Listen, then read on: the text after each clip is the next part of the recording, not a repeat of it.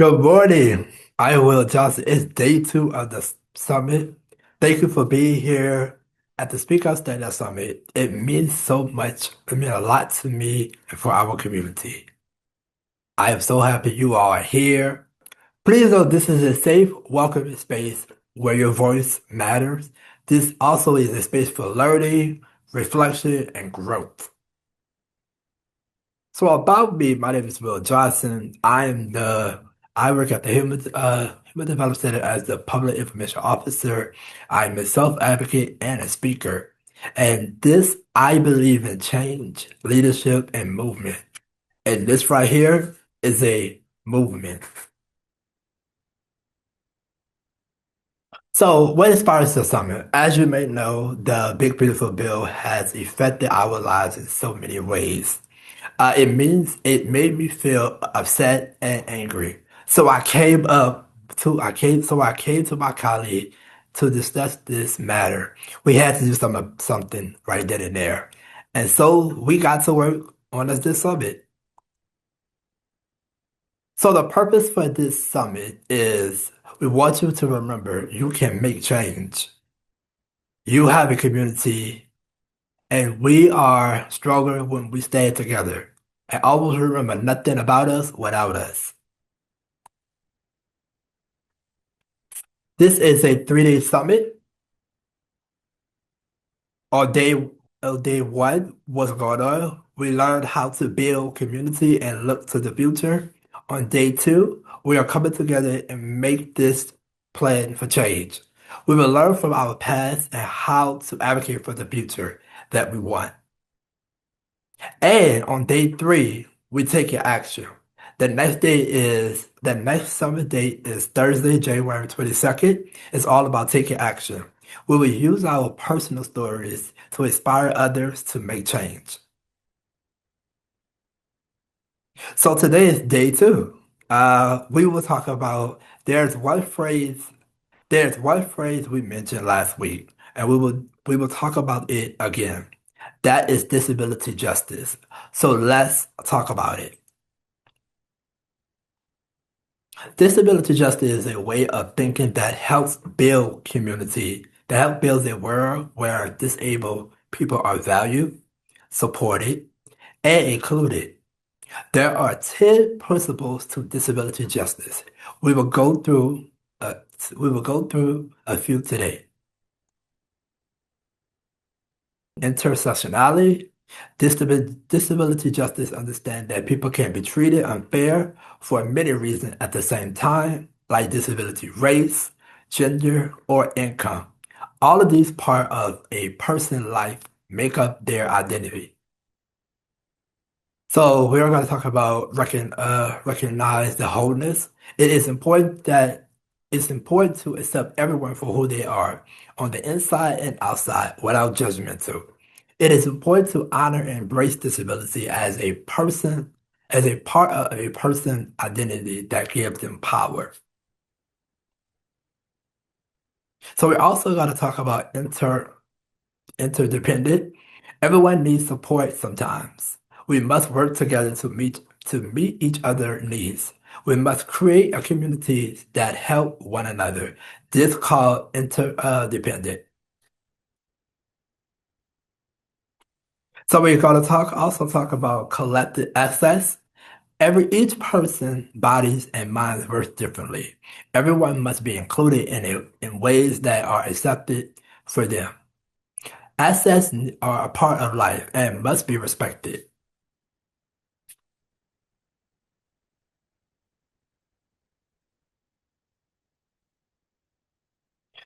Do any of these sound familiar from last week?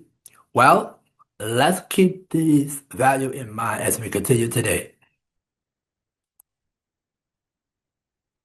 So, before we get started, before we get into our first speaker, we would like to thank the New Disabled South for sponsoring the summit, which made the ALL AS ASL interpreter possible.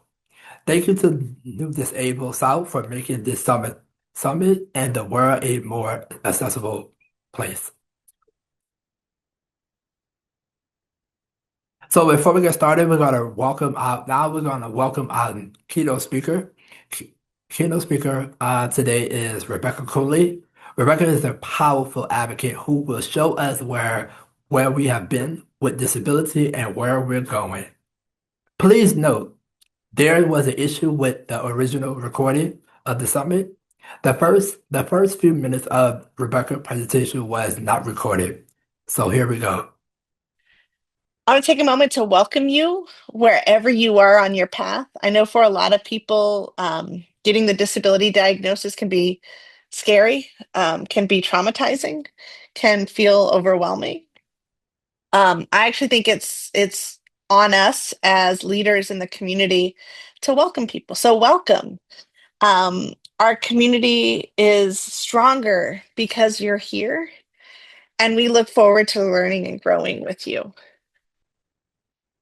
Something I think is really important to think about that we don't talk about often enough in our community is that our movement, just like every other civil rights movement, was built by young people. We don't often talk about that. We act like you're not a quote unquote leader until you're like 50 and have 5 degrees and given X number of speeches. And that's not true. And I have a photo here of Judy Heumann back in the 70s with her amazing bangs and 70s fashion. And she was 19 when she founded Disabled in Action in New York City. I have a photo of the protesters at Gallaudet University who were college students who, when Gallaudet picked a president that was not deaf, the students shut down the university. And these were college kids. They threw all the faculty out.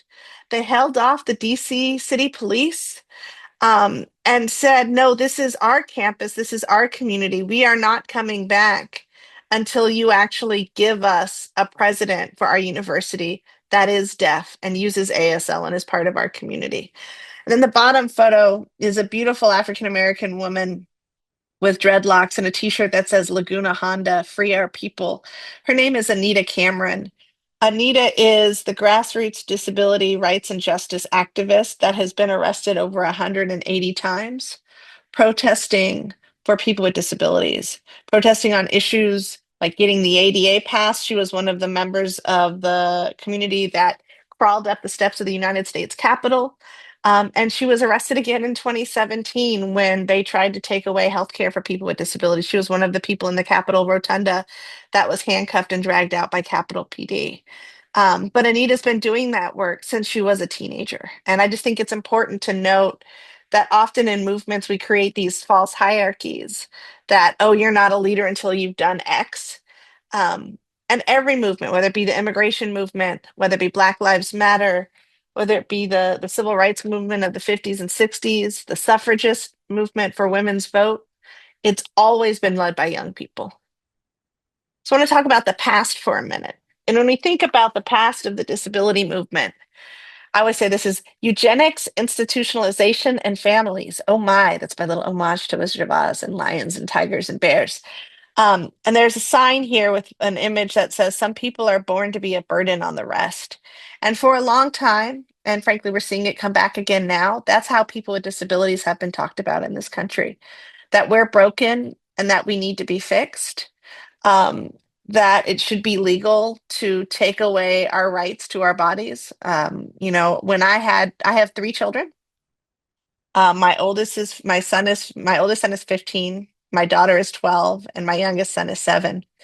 And when my 12-year-old daughter was born, the doctor said, the anesthesiologist who gives you the medicine so you don't feel pain when you have a surgery, he said to my surgeon, well, while you're down there, why don't you go ahead and tie her tubes? People like her don't need to have any more kids. And frankly, it would have been perfectly legal, because there's a court case called Buck versus Bell that says it's legal to sterilize people with disabilities. And I'm very thankful that my doctor pushed back, but this is something that disabled people still push for every day. And frankly, it's really common to see them take away the ability of people with disabilities who are incarcerated to be, both men and women.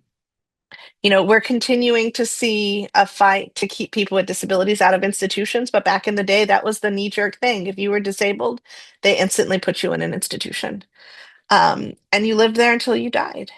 And there's still, I think we often will say that jails are the new institutions. We hear that phrase a lot, but institutions still exist. There are still places where disabled people have been locked up for decades.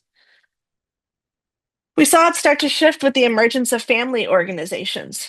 Frankly, moms really changed the game because moms tend to do that. And moms started pushing to be able to keep their loved ones with their children with disabilities at home. But one of the challenges was you could keep your loved one at home, but there was no accessible infrastructure. Schools weren't accessible yet. There weren't accessible vehicles. There weren't businesses that you could go to that were accessible. And so you started seeing things like the university centers on excellence and disability created to help parents and children with disabilities access healthcare in the community. You started seeing things like the parent training and information centers created where parents could find out information about how to raise a kid with a disability and how to be an advocate. And a lot of those things help sort of seed the ground for parents to raise the first generation of disabled activists. And I think our rights movement is really powerful. And Will, I was really happy to hear you talk about the importance of disability justice. And I think a lot of times people will act as though disability justice as a movement is separate or is like disability rights 2.0. I'm like, it's not the new iPhone, you're not getting an upgrade. These are really different frameworks. And our movement really started with rights. And the reality is the reason we need disability justice is because disability rights isn't going to get us there all the way. We can have every right under the sun, but if we're still mocked in public, if we still are involuntarily sterilized, I just read about some deaf immigrants in Minneapolis that were picked up by ICE and were not given interpreters. If things like that are still happening, like the ADA says you have a right to an interpreter. The ADA says you have a right to due process. Rights, nobody's listening to rights right now. And so we really do need justice. But when you look at the history of our movement, it was really grounded in rights. And the timing was really important because at the same time that you had people not being institutionalized anymore, you had a whole bunch of men and women with disabilities coming back from the Vietnam War with disabilities. Um, the movement's early days really had a focus on physical disability and less on people living with mental illness and learning disabilities, even though we've been very thankful to see that change. And it really focused on, as Willa talked about the 10 values of disability justice, it talked about independent living. It talked about economic self-sufficiency. The rights movement talked about equality of opportunity and the right for people to fully participate. And so I think it's really important to note that our community has always been grounded in values.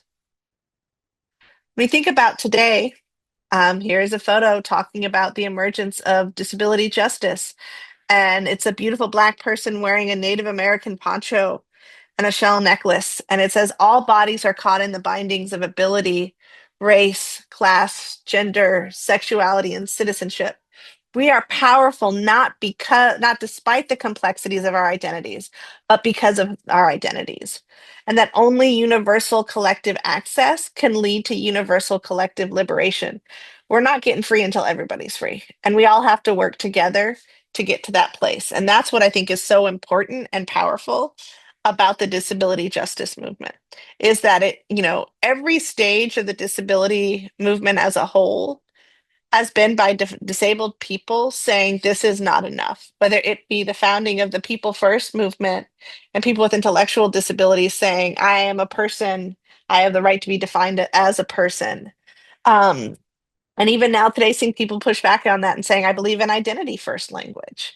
I'm a disabled person, but at the same time, having an understanding that when people with intellectual and developmental disabilities said we have the right to define ourselves as a person first, that's so powerful because just the right to redefine yourself is a core tenet of disability justice. And so the seeds for the emerging disability justice movement started way back in the 60s and 70s, even though we've just really seen it come to fruition in the last like 10 years or so.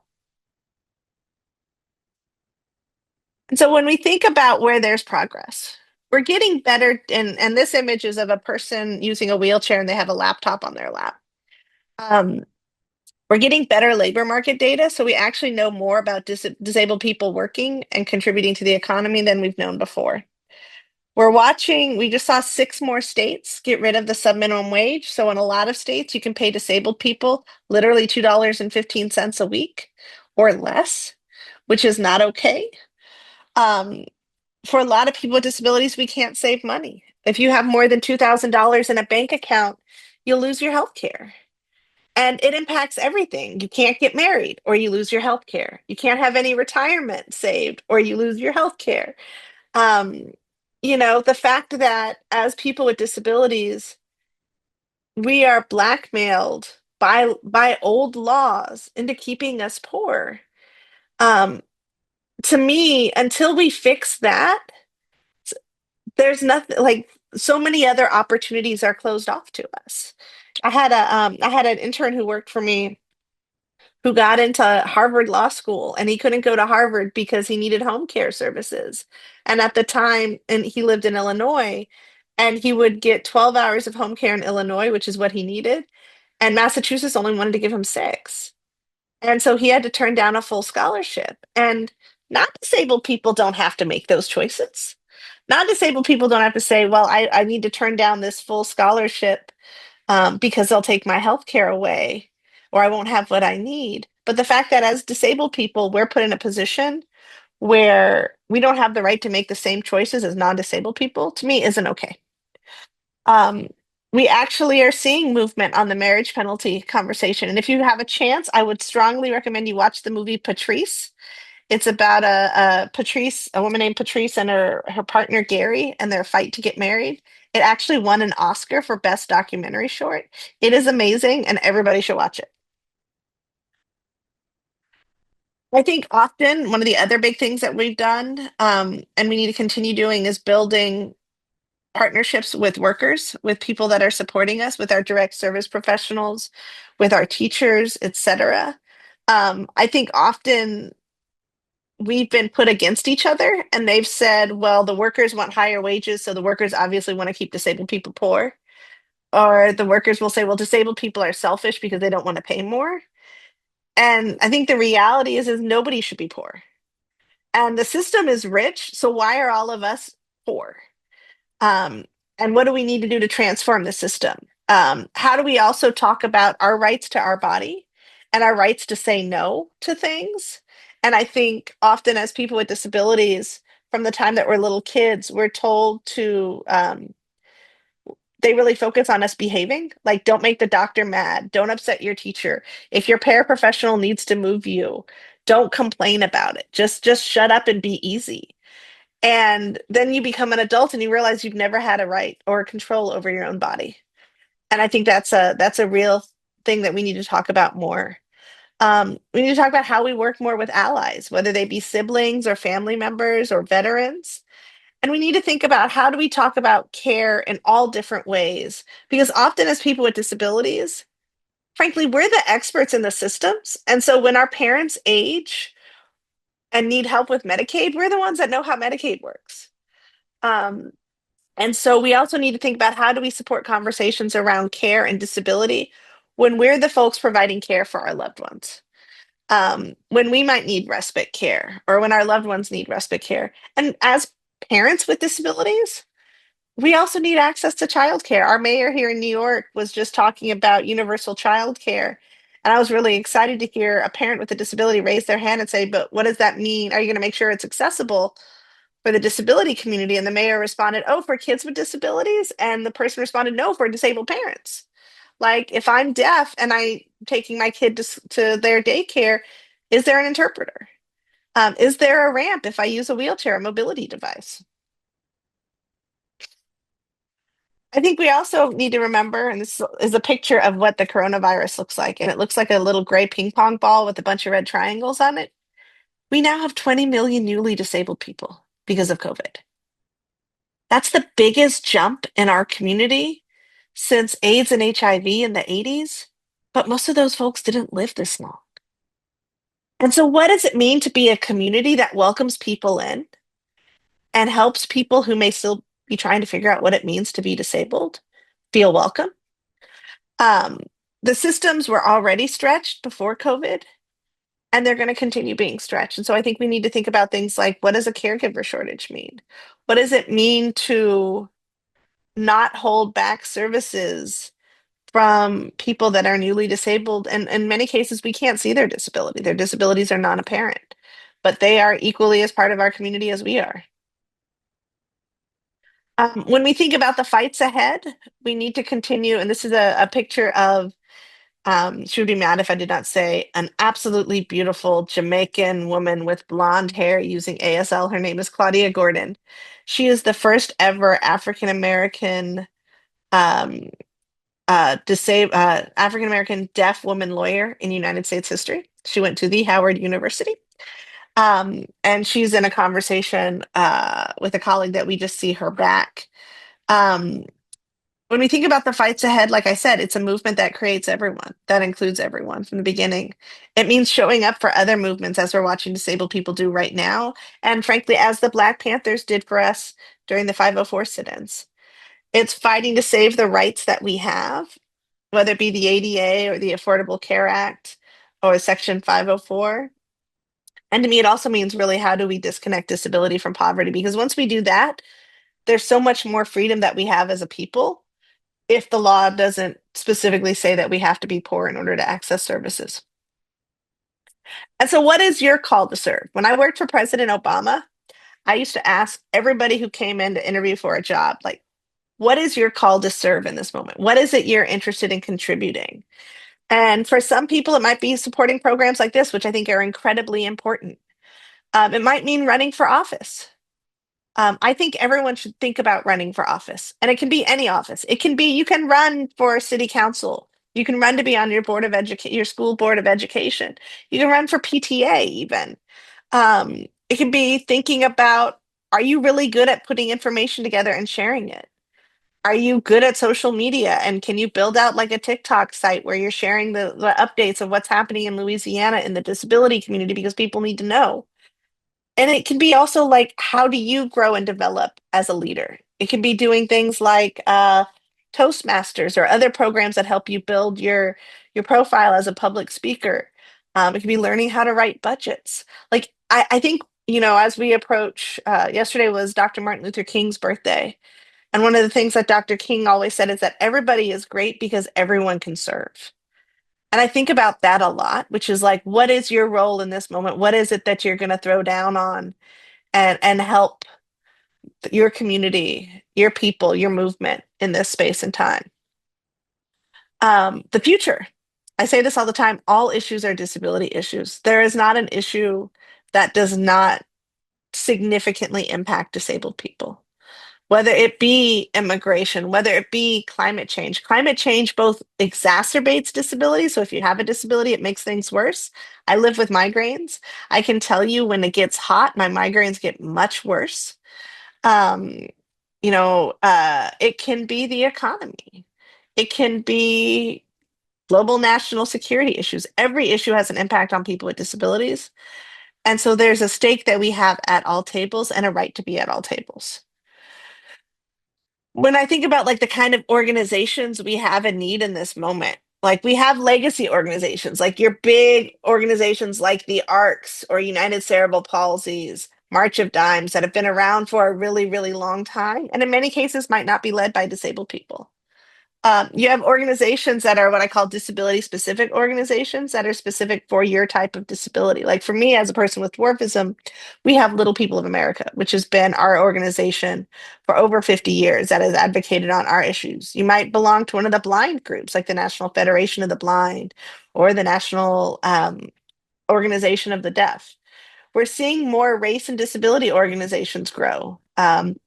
I'm really proud. One of the organizations we support is called Crushing Colonialism, which is the first Native American focused disability justice organization.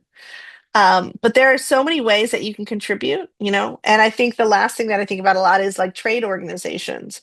What does it mean to find community as a disabled person working in healthcare, which is why we funded Docs with Disabilities, to be a disabled person working in a newsroom and writing on disability media. So we funded the Disabled Journalists Association.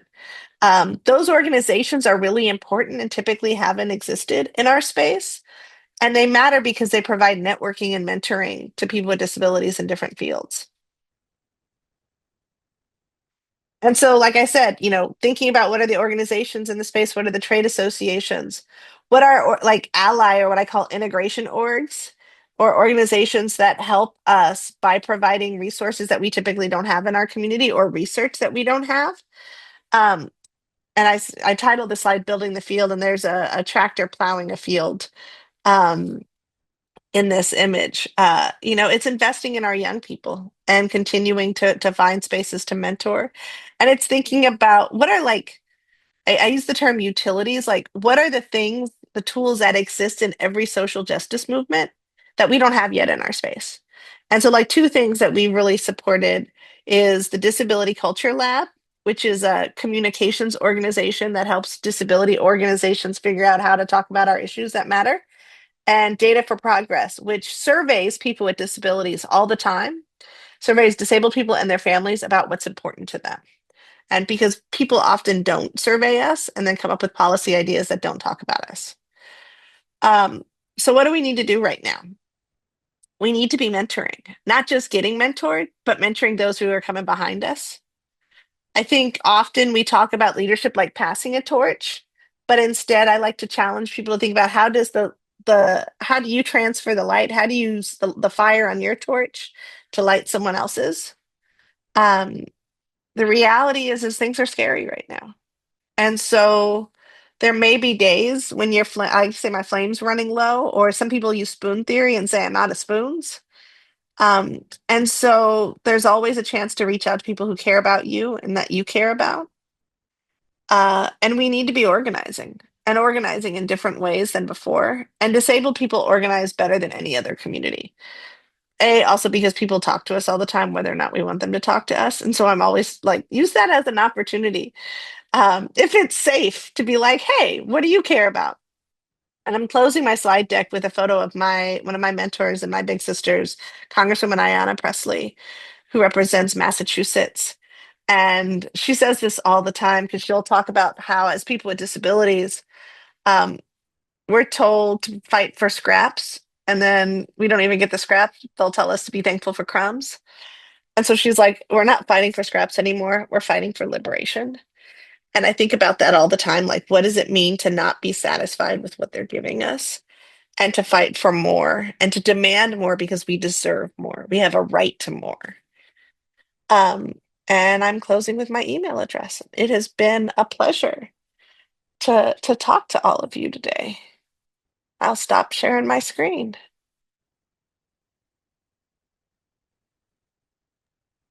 Well, thank you so much, Rebecca, for that amazing presentation. I'm excited. Not So yeah, hey, it's Jolie here too. We want to open it up for a Q&A for anyone who has a question for Rebecca. So you can go ahead and ask a question in the chat, or you can unmute yourself and speak up. Maya actually just asked Rebecca, if you could give one mission to advocates, what would it be? Find three other advocates and connect with them.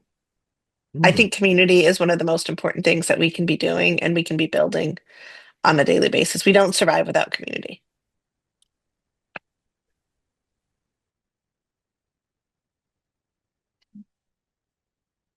A lot of people are saying phenomenal talk. And then Charlotte actually had a really interesting comment in the chat that I want to vocalize here. It's about bodily autonomy.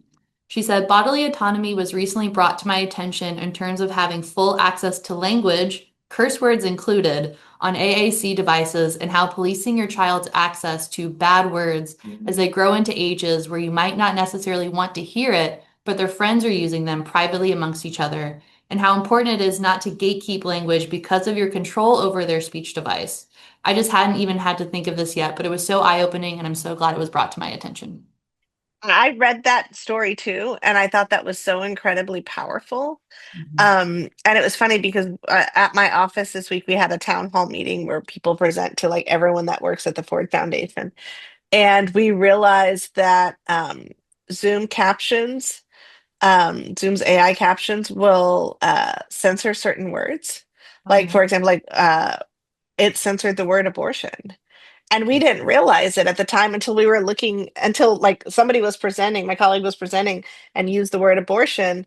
And like three or four people that were attending the call remotely and using captioning were like, what did Sylvia just say? Like we couldn't see her word. Um, and so a lot of the AI captioning will have words that they automatically censor. And so while I think it's really exciting to see the new technologies that are available, as Maya said in the chat, people need all the words. People need all the words. Definitely. Definitely. Okay, so I'm gonna go ahead and reshare my screen. You can say Well, thank you so much, Rebecca. I'm a big fan, like I always say. I'm a huge fan of y'all's, and please, however, I can continue to support what you all are doing as an ally, as an amplifier, I'm here for it. Thank you so much, Will and Jolie, for having me. No problem. Now we're going to follow Rebecca's lead. What we need to do to act. You will have 15 minutes in your breakout group. pause to reflect. After listening to Rebecca speak, how are you feeling? What is one moment you learned from the past that inspires you today? Where are you currently at on your advocacy path, and what is your call to serve? Who are you connected to on your path? This could be disability supports, organizations, and community members. What do you think we need to do to push forward? Well, welcome back. I hope you guys had some great conversations during your breakout groups. That was a great conversation. I hope you guys also took notes. Now we have so many great ideas. What we need to do. Look, let's look how we can get things done. Please join me in welcoming the Louisiana can leaders. Give us the 101 advocacy. First up, here is Region 1 and 10 leader, Christina Martin. Hi, good morning still, everyone. Thank you so much. And thank you to Wilbert for allowing us to be with you today and present. We're going to do some brief introductions before we get into our PowerPoint. And so my name is Christina Martin. I'm a white woman with brownish, blondish colored hair with black glasses and a yellow shirt with the Lacan logo. And from here on out, you will hear from my co-workers and friends, our Lacan leaders, before we get started. So we could take it away. Good morning, Great. everybody. I am April Hampton. I am Region 2 Lacan leader. I have on a yellow shirt, brown skin, brown glasses, and a black head wrap. Hi, my name is Julie Falls. I am the Lacan leader for Region 3. I have blonde hair. I wear glasses. I'm wearing a yellow Lacan shirt. And I am super excited to be here today. I'm Melinda Elliott. I'm the parent of a 37-year-old with autism and intellectual disability. I'm also a person with a disability myself. I am in the Lake Charles area, which is Region 5, and I am the older person in the group. I have short, shoulder-length gray hair. I guess they're brown glasses, maybe they're black. And that's it. Now, Kristen. Good morning. My name is Kristen Reed. I am the Lacan leader for Region 6, which is the Central Louisiana area. I have a brother who is intellectually challenged, and I have a daughter who is autistic. I'm an older lady as well as Melinda with newly short blonde hair. It's been red my whole life, and I'm very excited to be part of the presentation today. Thank you. Good morning. My name is Mimi Webb. I am the Lacan leader for Region 7. I'm a white lady with red hair, and I'm wearing my yellow shirt today. I'm glad to be here. Good morning, everyone. I am Constance Causey. I am the LaCan leader in Region 8, which is the Monroe, Northeast Louisiana area, serving all 12 parishes of Northeast Louisiana. I also am a parent of a child with developmental disabilities, but disability run the gamut in my family. I have an older brother with intellectual impairment, nephews with autism, CP, traumatic brain injury.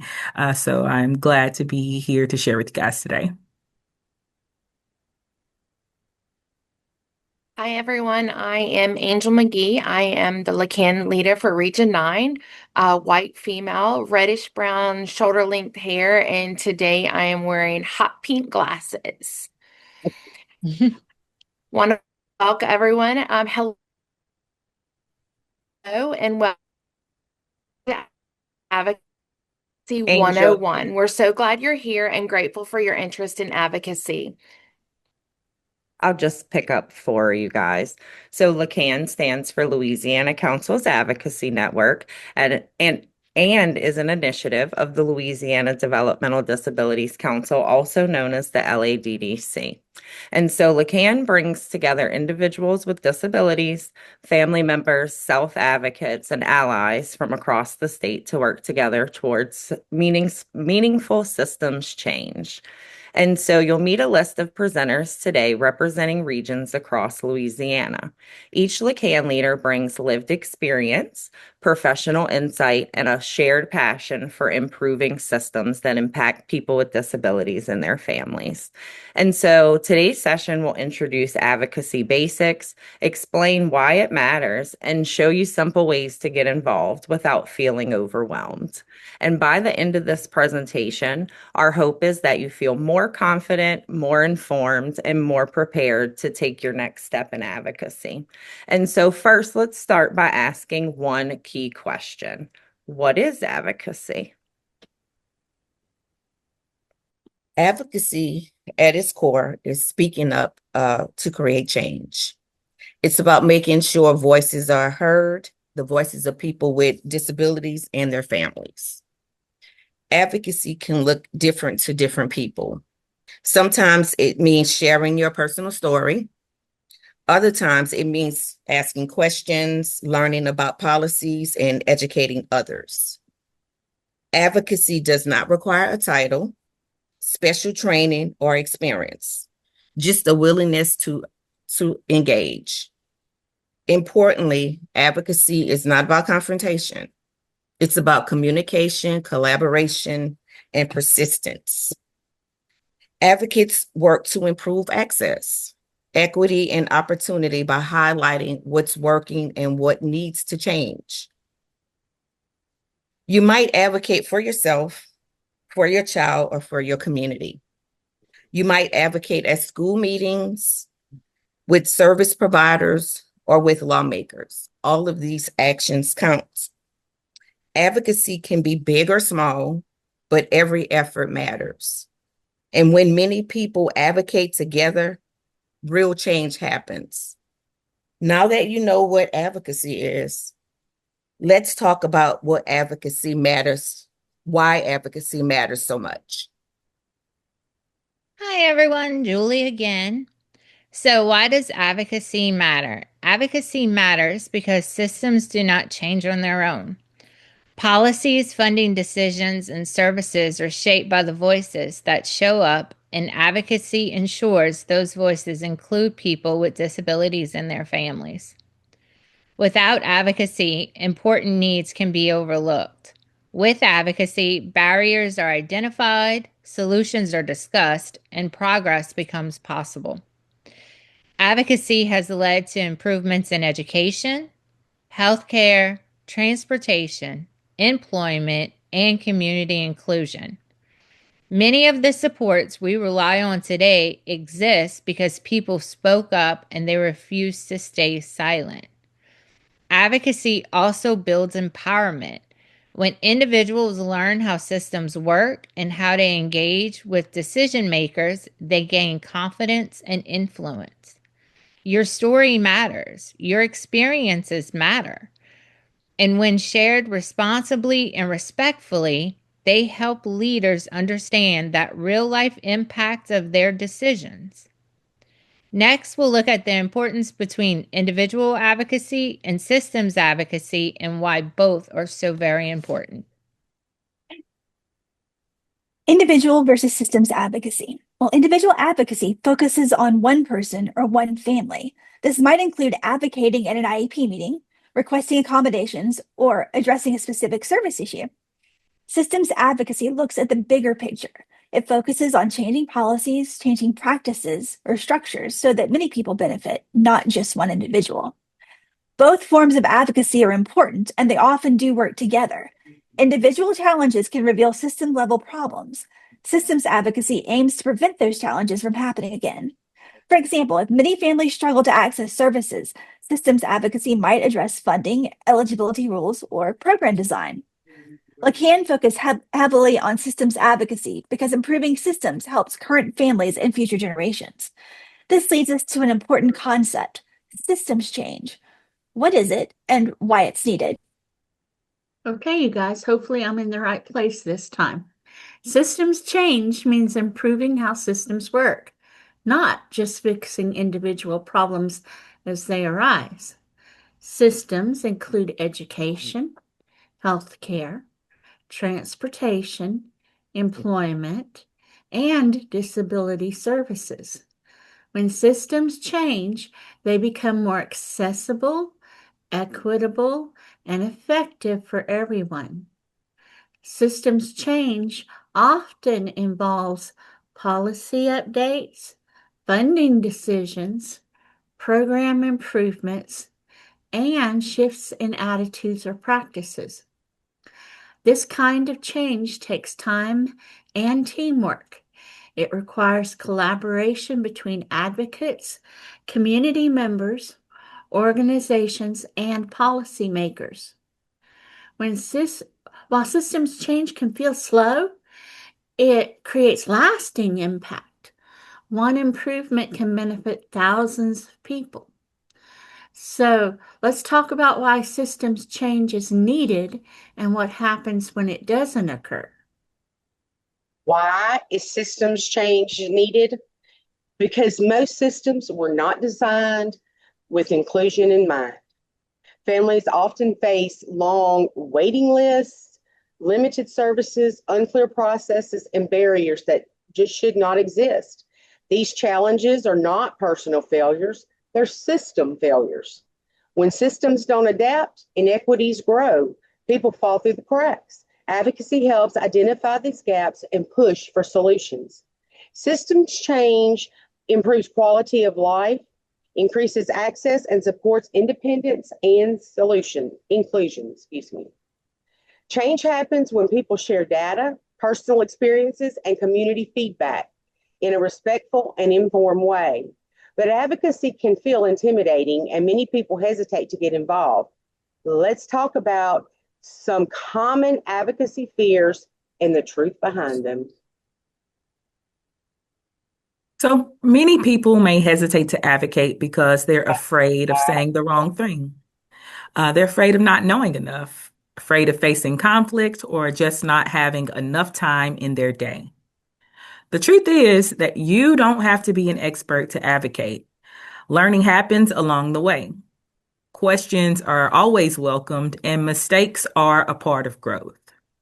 Advocacy does not require public speaking or confrontation. It can be quiet, it can be respectful, and it can happen behind the scenes. So there are some simple ways to advocate, which can include signing up for action alerts. Many organizations have action alerts, and Lacan is one of those. Responding to action alerts by sending emails to your legislators, making phone calls to their office, attending committee meetings or events that are happening around advocacy, advocating at your state capitol. All actions count, no matter how small it feels, because advocacy is about progress and not perfection. So now let's look at what advocacy looks like in action and what we want you to take away from today. All right, you guys, that's my cue. How y'all doing? I'm back. And so let's take a look at some advocacy in action. So if you look to your right, you'll see several pictures of LACAN, the Louisiana Council's Advocacy Network at the Capitol, giving testimony and even kind of doing those little celebratory, practices when we get to sign laws into action. And so advocacy in action happens when people come together to share experiences, educate leaders, and push for better systems. Advocates participate in statewide efforts that influence real policy decisions.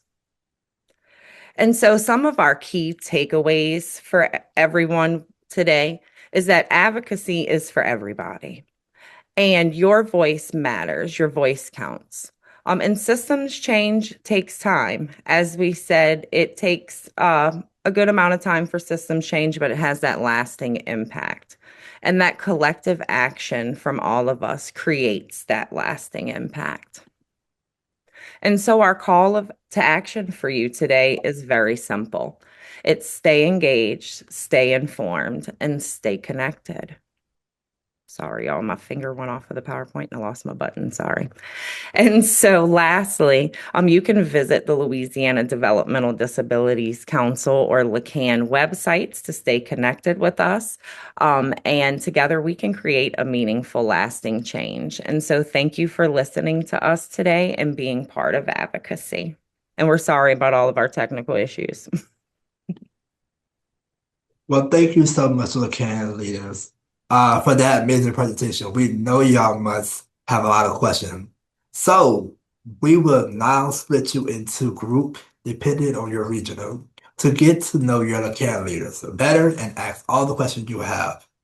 Welcome back, everyone. In this next part, we will further break down the key advocacy tools we can use today. We're gonna welcome Rebecca first, partners in policy making, and she will walk us through the key tools. Then we'll choose one tool to learn more about in a breakout group. Welcome, Rebecca. Thank you, Will. And thanks to you and Jolie for working so hard to put this on for us. It's been wonderful, and I know it took lots of time and dedication and organization. Some of it I've seen firsthand. But I really want to say thank you because it has been wonderful. I am a 40-year-old white female with long brown hair, and I'm wearing a orange shirt with blue flowers and brown glasses. So today I will talk about the key advocacy tools. These are going to be our topics of our next breakout session. They are divided into, I think, let's see, 1, 2, 3, 4, 5, 6, 8 groups, I believe. And Jolie has so graciously put this cute little graphic at the bottom that kind of shows what level of advocacy each one of these tools are. So it's new, still learning, comfortable, confident, and then advocacy comes very natural. So we're going to go on to the first topic, or advocacy tool, actually, which is the importance of voting. Voting is one way people use their voice to choose leaders and laws. LACAN helps show how voting can protect services and rights for people with disabilities. This breakout will be facilitated by April Hampton and Angel McGee. And the advocacy level is I am new to advocacy.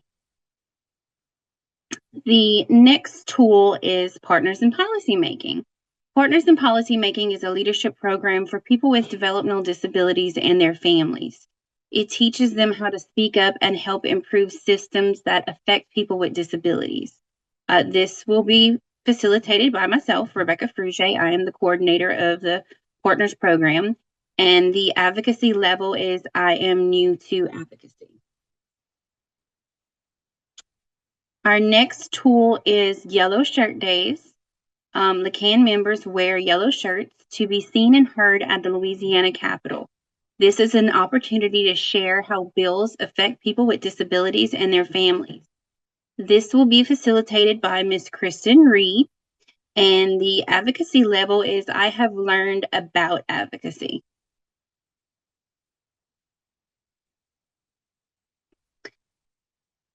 Next tool is contacting your policymaker. Contacting your policymaker means calling, emailing, or writing to your elected officials. By contacting them, you can share how bills affect people with disabilities and their families. This will be facilitated by Ms. Melinda Elliott, and the advocacy level is I am comfortable with advocacy. Writing testimony. Testimony is when you share your story or opinion about a bill before lawmakers vote. Testifying helps people speak up so lawmakers hear how decisions affect real lives. This will be facilitated by Ms. Julie False, and the advocacy level is I am comfortable with advocacy. Creating fact sheets. Fact sheets share clear and simple information about an issue. LeCan uses fact sheets to help lawmakers quickly understand disability needs. This one will be facilitated by Ms. Christina Martin, and the advocacy level is I am confident with advocacy. Legislative visits. Legislative visits or meetings with lawmakers to talk about important issues. This one will be facilitated by Ms. Mimi Webb, and the advocacy level is advocacy comes naturally to me.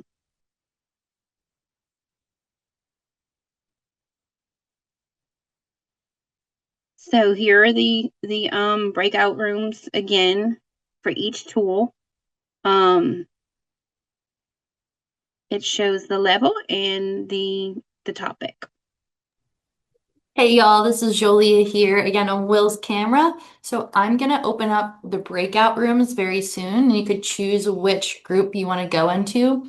And to our breakout leaders, I also ask that you choose that room as well. So thank you, Rebecca, for that great overview of the tools we're gonna learn about. So I'll open it up now.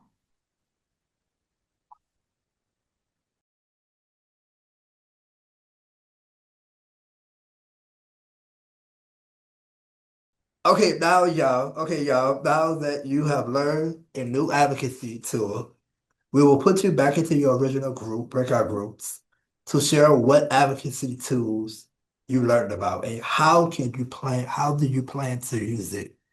I'm gonna pass it back over to Jolie. Pause to reflect.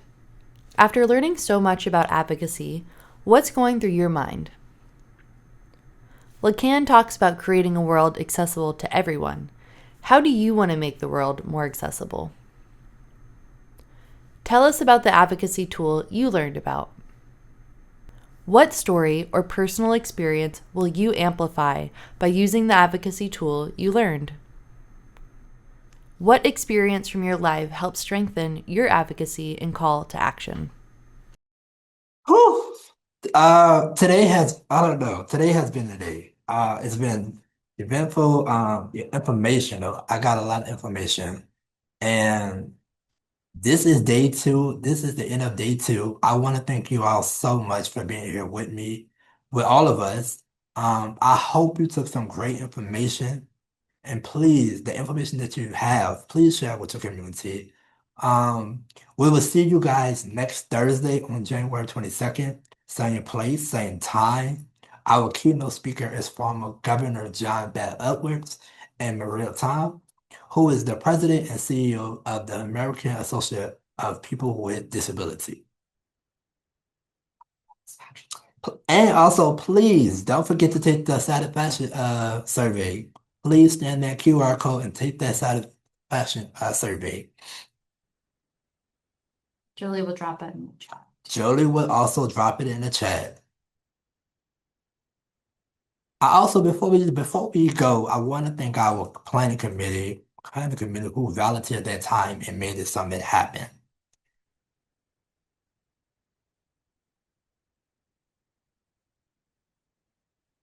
Thank you.